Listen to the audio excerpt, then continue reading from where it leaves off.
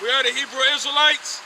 We come out here every week prophesying the downfall of your beloved kingdom, which is America, which is Babylon, or Nineveh, or Egypt, according to the scriptures, or Sodom and Gomorrah as well, according to the scriptures. And I'll let you so-called white people, which are Edomites according to the scriptures, then you know that your kingdom, America, Babylon, Nineveh, Sodom, Gomorrah, Egypt is about to be destroyed, man. Okay? And you Negroes, Latinos, and Native Americans, you are the true children of Israel according to the scriptures, man. Okay? Not those Jews over in the land. They are not the true children of the Most High, man. You are, according to the scriptures. Okay? And that's by the promise, man. That the Most High chose our people, the Negroes, Latinos, and Native Americans, to be a peculiar people unto himself. These are the only people that have a chance of salvation. Okay? With that being said, we give all praise, honor, glory, and thanks unto Yahweh, Bahashem, Yahweh Shai, Bahashem, Rakal Kwadash. Double honors unto the apostles and the elders at GMS that rule well, that teach accurately. Salutations unto the elect Akim that are pushing sincerely through the four corners of the earth with all sound doctrine and long suffering. All right, and a hearty shalom unto the women and children that follow in sincerity and the truth. And we're gonna get straight to the scriptures, man. And Lord willing, everything that we say, our words are seasoned with salt and is edifying unto the church. God, so let's get it going. 1 Corinthians chapter 14, verse 1. Follow after charity and desire spiritual gifts. Follow after charity and desire spiritual gifts. Okay? Now the charity, as we all know, is what? Is being there for a brother, helping a brother out in this time of need. Or just and doing it wholeheartedly, sincerely. Okay? Because the scriptures tell you with charity, it says give without grudging. You know, give without murmuring. Okay? So like for example, like the brothers in the jam, you know, you give up, say you got like $100 left to your name, and the brother needs $50, but he's only asking of you for like 30 bucks, and you give him the 30 bucks, but then when you get behind closed doors, actually you never gave him no money. You know, it says do it without grudging, without murmuring, man. Right. Because then you just basically canceling everything you just did, man. You might as well just kept your money. You're not going to get spiritually rewarded for it. Which that's what we do this for. The charity cover the multitude of sins. And then you're supposed to do it because you want to do it. Yeah, you do it because it's the right thing to do, but you should want to do the right thing in the first place. You should already be in that spirit of brotherhood, of charity, okay? All for one and one for all. We all parts of the same body. So if your left ankle is hurt, your right ankle is gonna hold it up. That's why you limp. That's why you use canes and crutches and things like that. We gotta be canes and crutches to each other. Okay, we gotta be those building blocks that build muscle. You know, when you work out and you break down all your muscle fibers and you build them back up, that's what we gotta be for each other, man, spiritually and physically in this world. Because we all going through it, man. We all going through something separate, and we all gotta go through our trials, and we all gotta make it through it, but we ain't going through it alone. That's the point of the brotherhood, man. And I'm glad you said that, you know, because you made a point saying that you give with sincerity. So if you feel like you're giving with you feel like it's burdening your spirit to help a brother out, to give something to a brother, man, you might as well go ahead and get out of this thing. It's not for you, man. Just to put it plainly, it's not for you. Okay? But to get the second part of that scripture, it says, I'll read it again, Bible shop. Follow after charity and desire spiritual gifts. Desire spiritual gifts, all right? So when it says desire spiritual gifts, what does that mean? Desire that the Most High puts the Spirit on you to be able to prophesy, to be able to understand scriptures, because to understand His word, you know, in its purity, in its fullness, that is a spiritual gift in itself, man. Okay? You are supposed to desire, like, Lord, how can I get better towards the brotherhood? How can I please you more? You know, these are spiritual gifts that you are supposed to desire, man. You know? Right, you might not be the best reader, desire to read better, or to gather precepts, or to know the history, or just to speak better. You know what I'm saying? These are the things that you should be asking for, not for a boost in your salary. Those niggas is praying on what's today? It's like February the 10th or something like that. So you know what? Like a couple weeks ago, what niggas was praying for? I sure hope I get my W-2s. Right. My W-2s. When the government shut down, they said this on not only on world news sites, but on local news. They said if the government shuts down, you ain't getting shit. You know. So you know what I'm saying? That America, Right. Babylon is gonna fail you. You know. So you're not supposed to be praying for things in this world, man. You're supposed to pray for and you have to pray in sincerity and the truth as well. You know. You have to pray that the Most High deals with you in these times, because the times we're coming into, ain't nobody gonna be able to save you from them but the Lord, man. But if you was praying for your income tax or new 24s on your ride or whatever you pray for, man, it's gonna fail you. But the Most High is not gonna fail you, man.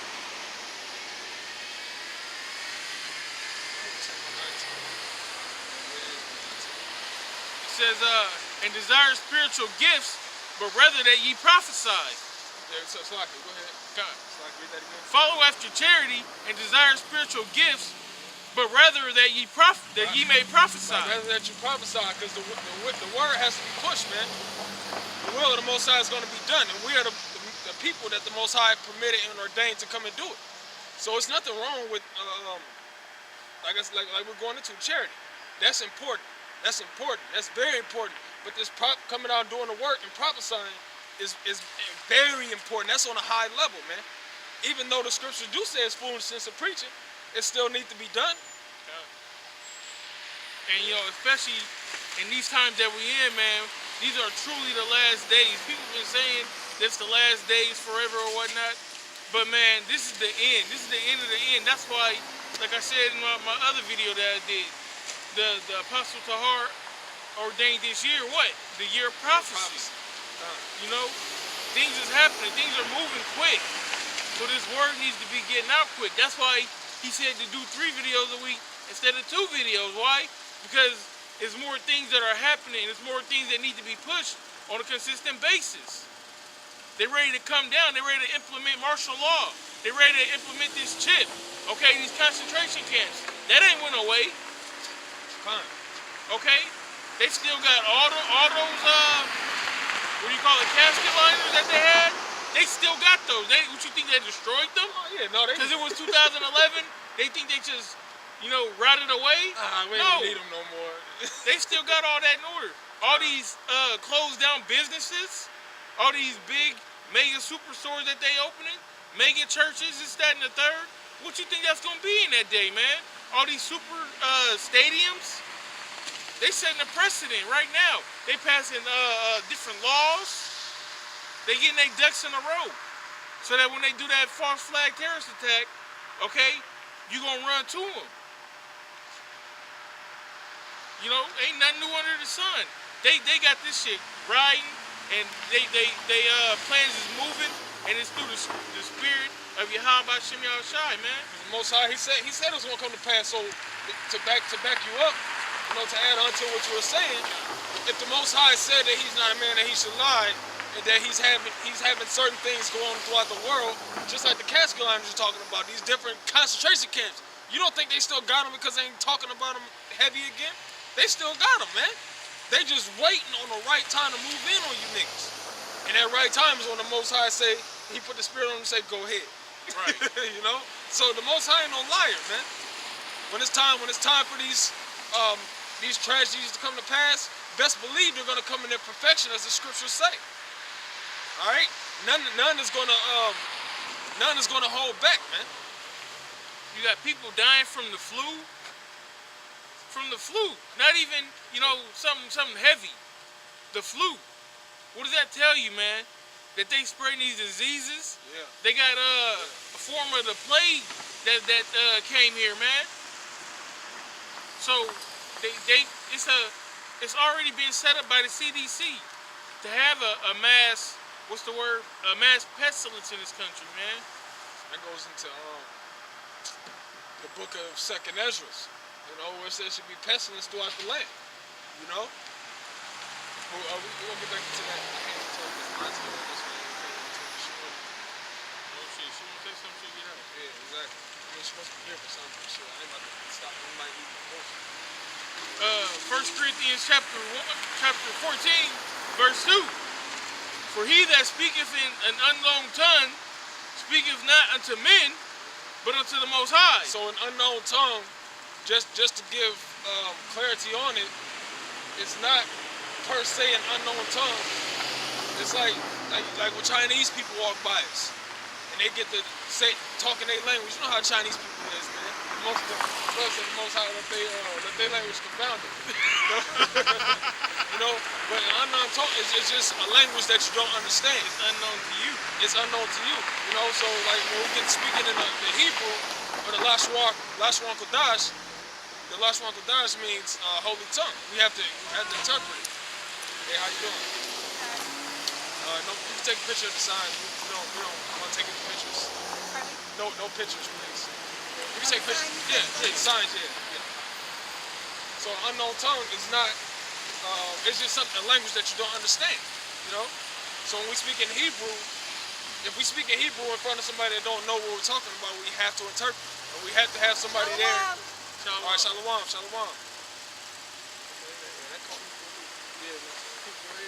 Yeah, that's the spirit. Says, for he that speaketh in an unknown tongue speaketh not unto men, but unto the Most High. Yeah, speaking not unto men, unto the Most High. Okay? Because the Most High, of course, he set these different languages up. When you go into like amongst Israel, for example, in the book of Acts, the Most High understood every man in that every tongue they were speaking. Okay, but you had men that are they mad? You know what I'm saying? Because the Most High understood their language. The Most High understood what they were talking about. So that's the same thing when we speak our language. When the Israelites speak the language that they speak, so on and so forth. That's why certain boxing matches, boxing events, like you will have a Hispanic boxer, but you will have an interpreter there to give the sense. Exactly. Because if you like Canelo, we don't know what you're talking about, bro. Right. But that's why they always have somebody there to interpret and say, this is what he's talking about. Oh, okay. So Canelo said this. Got it. That's the same thing with the scriptures and everything, man. You have to have an interpreter. Why is it set up like that, huh? Because it's not edifying. It's not edifying. And we're gonna get into that. We're gonna get into that. That's through the spirit. Bro. It says, but unto the Most High. Which camp are you guys? Great Millstone. Great Millstone. Okay.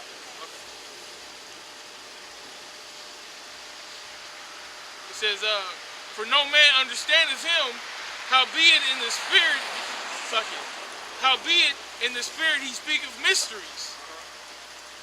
But he that prophesieth speaketh unto men to edification and exhortation and comfort. Yeah, see, you said that. Read it again, because that's through the spirit. That's through the spirit, bro. But he that prophesieth speaketh unto men to edification. To edification. So when you come out here and you teach, like we said, if you have an interpreter, that's beautiful, okay? But when you prophesy, if you decide you have to prophesy in a different language, okay, and you speak into a Hispanic crowd or something, then you have to edify in that language, or have somebody with you that can edify in that language. We speak, this raggedy, fucked up ass English, which means what? We have to be fluent you have to be fluent in the scriptures at the end of the day. Whether you speak in English or any other language, you have to be fluent in the scriptures to edify, man. Because edifying, it means to build up. You can't build somebody up, and it's gonna get into that. I hate to jump the gun. And exhortation is warning. Okay, exhortation is warning. Go ahead. And comfort. And comfort, man. Because through the comfort, we comfort each other through the scriptures, man. Now, how you like with a Hispanic? I keep going there, but a Hispanic, they're looking for the truth too, man. Just because you can't understand them don't mean they ain't looking for the truth. So these words, you let them know, look, this is, you're an Israelite according to the scriptures, so-called Mexican. The Lord, you are a part of the Lord's people. You're a part of the nation of Israel, and you break it down to them. You let them know their history. You let them know where they come from, what's going to happen. You know, and you let them know about the times, man. Because that's how you comfort them. Because you can tell them anything, and they'll just run with it. But you comfort them through the scriptures, man. Yeah, That peace of mind, let them know who they are, let them know that you have a purpose and that this is your purpose, man. You're an Israelite and you need to live up to that. yeah, man. People aren't dumb, man. Just because they don't speak your language don't mean that they're stupid. Okay? There's a lot of highly intelligent people that don't speak English. And just because they, say "okay" or like "huh," or they try to play dumb because